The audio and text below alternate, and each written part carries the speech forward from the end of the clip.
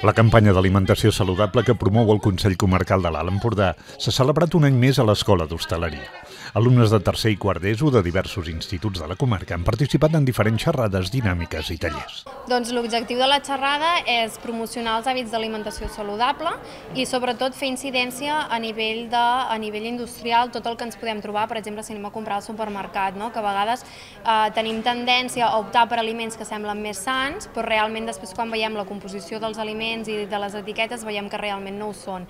Enguany hi han participat uns 450 joves de 7 instituts de la comarca, com els de la Jonquera, Llançà, Vilafant, Camp Norfeu i Illa de Rodes de Roses i Narcís Montoriol i Sandraços de Figueres. L'objectiu de la campanya és afavorir l'adquisició d'hàbits saludables, reflexionar i prendre consciència. També potenciar una autoestima saludable i adquirir una visió crítica dels models de bellesa actuals.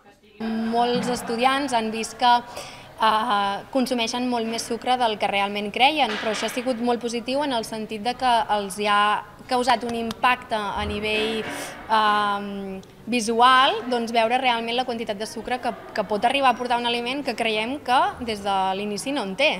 Llavors això és molt positiu de veure també que quan causes un impacte d'aquesta manera ells ja adquireixen també un poder de decisió davant de la indústria. Els menjars que menjo que no m'havia donat compte que contenien tants sucres, que jo pensava que eren més saludables i coses d'aquestes, però m'he donat compte que tenia molts de sucres i que ho haig de regular.